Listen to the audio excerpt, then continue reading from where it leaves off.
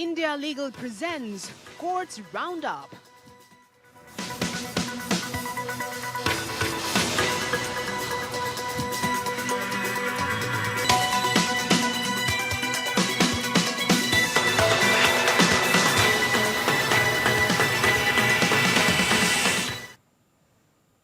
Courts roundup में आपका बहुत बहुत स्वागत है और मैं हूं आपके साथ अंकिता सिंह। अगले आधे घंटे हम सुप्रीम कोर्ट, हाई कोर्ट्स और तमाम निचली अदालत में सुने गए केसों पर अपडेट देंगे। तो शुरू करते हैं courts roundup. India Legal presents Courts Roundup.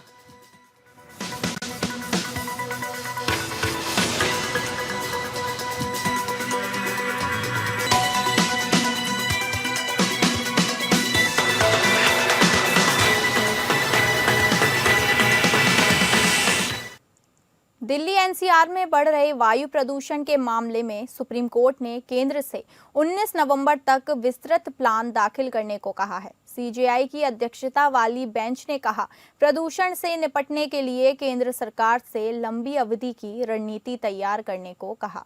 साथ ही कोर्ट ने सवाल भी उठाया कि जब पराली जलाने की घटनाएं कम हुई तो प्रदूषण क्यों बढ़ा। हालांकि कोर्ट ने निर्माण कार्य पर पूरी तरह रोक से इनकार करते हुए कहा, बैन लगाने से मजदूरों की आजीविका प्रभावित होगी। कोर्ट ने कहा, हम ऐसे निर्देश देने से इच्छुक नहीं। कोर्ट ने कहा, पर्यावरण और विकास का संतुलन जरूरी है, हम केवल एक पक्ष को देखकर आदेश नहीं दे सकते। सुप्रीम कोर्ट ने दिल्ली सरकार को वायु गुणवत्ता सूचकांक या AQI की निगरानी के लिए इस्तेमाल किए जाने वाले उपकरणों और उनकी दक्षता के बारे में हलफनामा दाखिल करने का निर्देश दिया है। यह निर्देश ऐसे समय में आया है जब आरोप लगाया जा रहा है कि दिल्ली में AQI की रीडिंग में हेरफेर करने के लिए पानी का छिड़काव किया जा रहा है। अब कोर्ट की टिप्पणियों पर नजर डालते हैं। आरोप है कि दिल्ली में वायु गुणवत्ता निगरानी स्टेशनों के आसपास पानी का छिड़काव किया जा रहा है, जिससे AQI की रीडिंग प्रभावित होती है। कोर्ट ने दिल्ली सरकार से AQI निगरानी उपकरणों की दक्षता के बारे में जानकारी मांगी है। कोर्ट ने पराली जलाने की घटनाओं में कमी की जानकारी दी, लेकिन अमिकस क्यूरी ने इसका खंडन किया और कहा कि इसकी सही जानकारी नहीं दी जा रही है। दिल्ली सरकार को AQI निगरानी उपकरणों के बारे में जानकारी देने का निर्देश किया गया है। केंद्र सरकार से भी वायु प्रदूषण को नियंत्रण करने के लिए ठोस कदम उठाने का आग्रह किया गया है। न्यायालय ने अपने आदेश में कहा, दिल्ली में गतिविधियों पर प्रतिबंध लगाने के लिए AQI मानकों को ध्यान में रखते हुए विशेषज्ञों द्वारा वैज्ञानिक आंकड़ों के आधार पर निर्णय लिया गया है। हमारे आसपास इस मामले में विशेषज्ञता नहीं है, इसलिए हम श्री शंकर नारायण की सभी गतिविधियों की दिल्ली में रोकने की मांग पर सहमत नहीं हो सकते।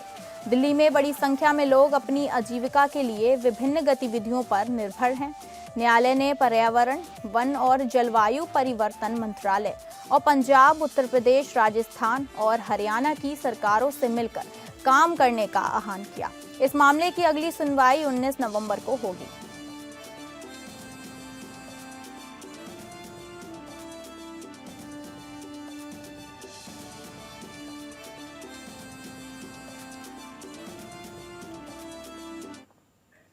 उत्तराखंड में कॉर्बेट टाइगर रिजर्व में अवैध पेड़ कटाई और अनधिकृत निर्माण गतिविधियों के कारण हुए पारिस्थितिक नुकसान की मरम्मत और बहाली के लिए सुप्रीम कोर्ट ने राज्य सरकार को नए निर्देश दिए हैं। कोर्ट ने अपने मार्च 2024 के फैसले के बाद ये निर्देश जारी किया है। निर्देशों की मुख्य बातें: वन विभाग की जिम्मेदारी। कोर्ट ने वन विभाग को 2 महीने के भीतर वन पुनर्स्थापना योजना तैयार करने का निर्देश दिया है।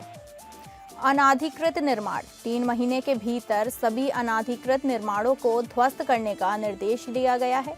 पर्यावरण संरक्षण, कोर्ट ने पर्यावरण संरक्षण के लिए ठोस कदम उठाने का निर्देश दिया है। टाइगर सफारी के लिए दिए दिशा निर्देश।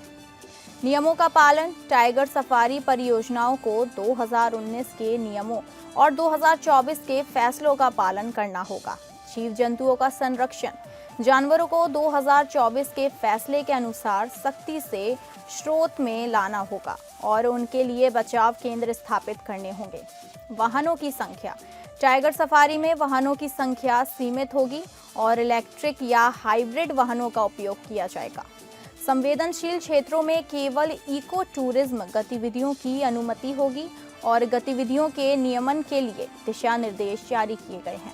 कोर्ट ने वन स्टाफ की सुरक्षा के लिए विशेष उपाय करने का निर्देश दिया है। इस मामले की अगली सुनवाई की तारीख अभी तय नहीं की गई है, लेकिन जजमेंट अपलोड होने के बाद इसकी जानकारी दी जाएगी।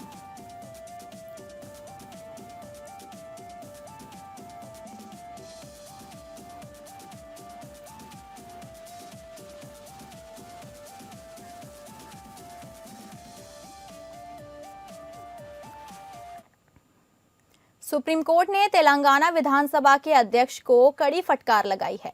कोर्ट ने कहा कि या तो अध्यक्ष 10 बीआरएस विधायकों की सदस्यता रद्द करने के मामले में अगले सप्ताह तक फैसला करें या अवमानना का सम्मान करें। यह मामला 10 बीआरएस विधायकों के कांग्रेस में शामिल होने से जुड़ा है।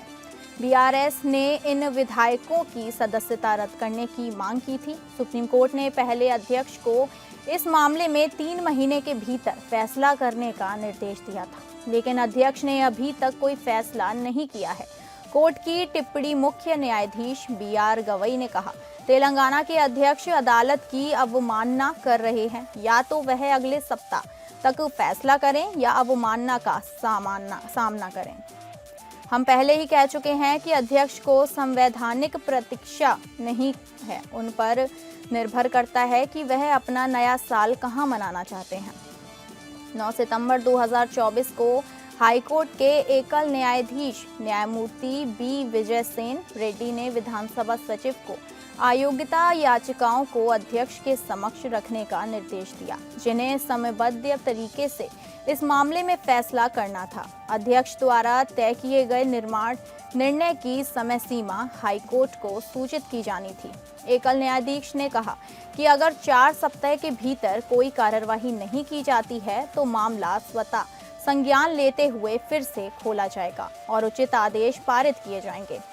इस निर्णय को हाईकोर्ट की डिवीजन बेंच के समक्ष चुनौती दी गई, जिसने एकल न्यायाधीश के अल्टीमेटम को रद्द कर दिया और अध्यक्ष से अनुरोध किया कि वे उचित समय के भीतर इस मामले में फैसला करें। इसके बाद मामला सुप्रीम कोर्ट पहुंचा, जिसने माना कि डिवीजन बेंच ने एकल न्यायाधीश के निर्देशों में हस्तक्षेप करने में गलती की। शीर्ष अदालत ने अध्यक्ष को निर्णय लेने के लिए 3 महीने की समय सीमा निर्धारित की, लेकिन अध्यक्ष ने अभी तक इस मामले में कोई फैसला नहीं किया है।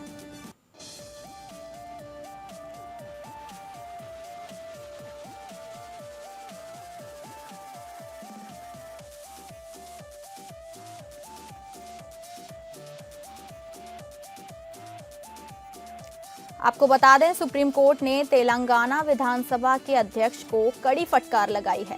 कोर्ट ने कहा कि या तो अध्यक्ष 10 बीआरएस विधायकों की सदस्यता रद्द करने के मामले में अगले सप्ताह तक फैसला करें या अवमानना का सामना करें। यह मामला 10 बीआरएस विधायकों के कांग्रेस में शामिल होने से जुड़ा हुआ है। बीआरएस ने इन विधायकों की सदस्यता रद्द करने की मांग की थी। सुप्रीम कोर्ट ने पहले अध्यक्ष को इस मामले में 3 महीने के भीतर फैसला करने का निर्देश दिया था, लेकिन अध्यक्ष ने अभी तक कोई फैसला नहीं किया है। कोर्ट की टिप्पणी मुख्य न्यायाधीश बीआर गवई ने कहा, तेलंगाना के अध्यक्ष अदालत की अवमानना कर रहे हैं। या तो वह अगले सप्ताह तक फैसला करें या अवमानना का सामना करें। हम पहले ही कह चुके हैं कि अध्यक्ष को संवैधानिक प्रतिरक्षा नहीं है। यह उन पर निर्भर करता है कि वह अपना नया साल कहां मनाना चाहते हैं। 9 सितंबर 2024 को हाईकोर्ट के एकल न्यायाधीश न्यायमूर्ति बी विजय सेन रेड्डी ने विधानसभा सचिव को अयोग्यता याचिकाओं को अध्यक्ष के समक्ष रखने का निर्देश दिया, जिन्हें समयबद्ध तरीके से इस मामले में फैसला करना था। अध्यक्ष द्वारा तय किए गए निर्णय की समय सीमा हाईकोर्ट को सूचित की जानी थी। एकल न्यायाधीश ने कहा कि अगर 4 सप्ताह के भीतर कोई कार्यवाही नहीं की जाती है तो मामला स्वतः संज्ञान लेते हुए फिर से खोला जाएगा और उचित आदेश पारित किए जाएंगे।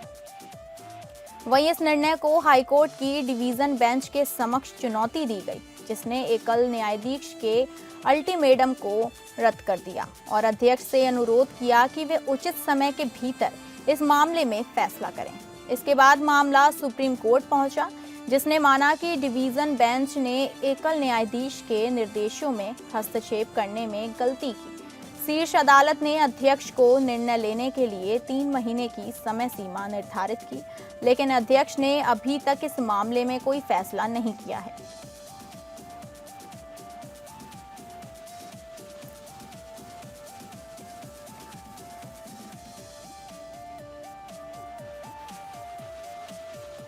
भारतीय संघ मुस्लिम लीग के महासचिव पीके कुन्हली-कुट्टी ने विशेष प्रगत संशोधन या एसआईआर के खिलाफ सुप्रीम कोर्ट में याचिका दायर की है। उनका आरोप है कि निर्वाचन आयोग का यह निर्णय जानबूझकर अधिक से अधिक मतदाताओं को मतदाता सूची से बाहर करने के लिए लिया गया है।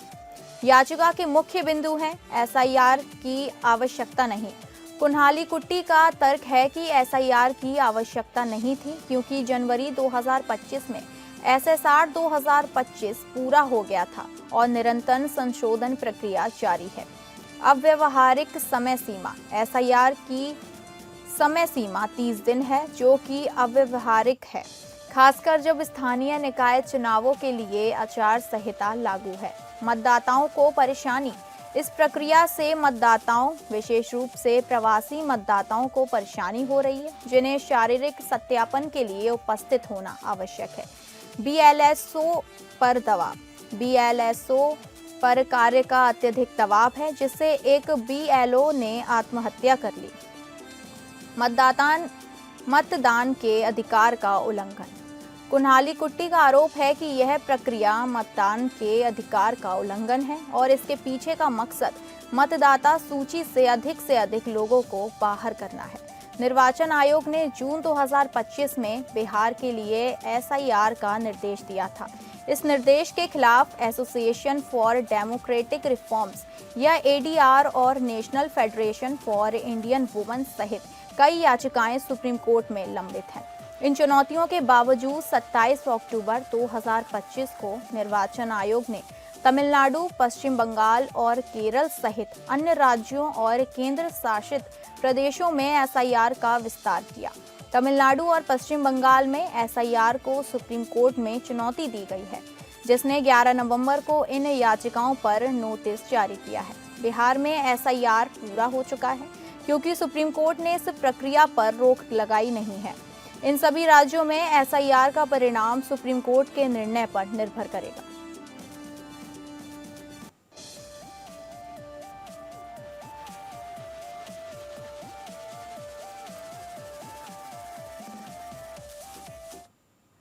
सुप्रीम कोर्ट ने हाल ही में टेट्रा पैक्स में शराब बेचने की प्रथा की कड़ी आलोचना की है, क्योंकि इससे स्कूल जाने वाले बच्चों को आसानी से शराब मिल जाती है। न्यायमूर्ति सूर्यकांत और न्यायमूर्ति जयमाल्य बागची की पीठ ने कहा कि टेट्रा पैक्स में शराब की बिक्री को अनुमति देना समझ से परे है, क्योंकि ये पैक्स फलों के रस के पैक्स जैसे दिखते हैं और इस पर स्वास्थ्य संबंधी कोई चेतावनी भी नहीं होती है। कोर्ट की टिप्पणियों पर नजर डालते हैं तो टेट्रा पैक्स में शराब की बिक्री से बच्चों को खतरा हो सकता है। सरकारें राजस्व के लिए जनता के स्वास्थ्य के साथ समझौता कर रही हैं। टेट्रा पैक्स पर स्वास्थ्य संबंधी चेतावनी नहीं होती है, जो कि खतरनाक है। मुख्य विवाद इस बात पर केंद्रित है कि क्या ओरिजिनल चॉइस और ऑफिसर चॉइस एक जैसे हैं या नहीं। चॉइस प्रत्ययन को साझा करने से ग्राहकों में भ्रम फैला हो सकता है। रंगों, बैजों और लेबल लेआउट के कारण एक भ्रामक समग्र प्रभाव बनता है या नहीं। 20 वर्षों से अधिक समय तक साथ रहने से यह स्वीकार करना या ईमानदारी से साथ रहने का संकेत है या नहीं। मद्रास उच्च न्यायालय का निर्णय। मद्रास उच्च न्यायालय के आईपीएबी के 2013 के आदेश को रद्द कर दिया और ओरिजिनल चॉइस के पंजीकरण को रद्द करने का निर्देश दिया। न्यायालय ने माना कि ओरिजिनल चॉइस और ऑफिसर चॉइस के बीच संरचनात्मक समानता ग्राहकों में भ्रम पैदा कर सकती है। न्यायालय ने ये भी कहा कि ट्रेडमार्क समानता का आकलन समग्र रूप से किया जाना चाहिए, न कि केवल व्यक्तिगत घटकों को देखकर। यह मुकदमा दोनों कंपनियों के बीच ट्रेडमार्क विवाद से संबंधित है, जिसमें दोनों पक्षों ने एक दूसरे पर अपने ब्रांड और पैकेजिंग में समानता को लेकर आरोप लगाए हैं। तमिलनाडु सरकार ने टेट्रा पैक्स में शराब बेचने की संभावना पर विचार करने के लिए एक विशेषज्ञ समिति का गठन किया है। समिति को टेट्रा पैक्स में शराब बेचने के विपक्ष और विपक्ष का अध्ययन करने का काम सौंपा गया है।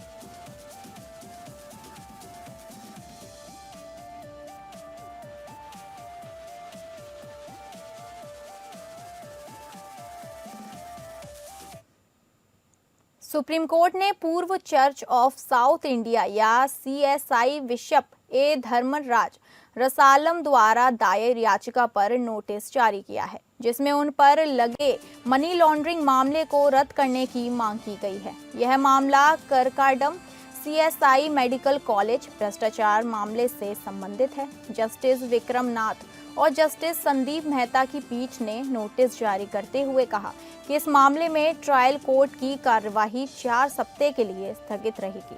कार्यवाही की मुख्य बातें। सुप्रीम कोर्ट ने मामले में नोटिस जारी किया है और ट्रायल कोर्ट की कार्यवाही पर रोक लगाई है। ट्रायल कोर्ट की कार्यवाही 4 सप्ताह के लिए स्थापित रहेगी। केरल हाईकोर्ट ने मार्च में रसालम के खिलाफ आरोप पत्र को रद्द करने से इनकार कर दिया था। मामले की पृष्ठभूमि पर नजर डालते हैं। रसालम पर आरोप है कि उन्होंने 2019 में अभिभावकों से 7 करोड़ रुपए से अधिक की राशि जमा की थी। क्राइम ब्रांच ने जांच की और 2021 में एक अंतिम रिपोर्ट दाखिल की, जिसमें आरोपों को गलत और दुर्भाग्यपूर्ण बताया गया। हाईकोर्ट ने रसालम की याचिका को खारिज कर दिया था, जिसके बाद रसालम ने सुप्रीम कोर्ट का दरवाजा खटखटाया।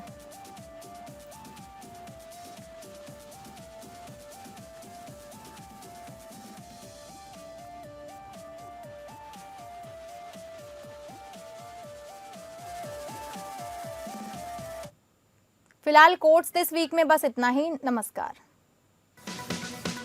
India Legal presents Courts Roundup.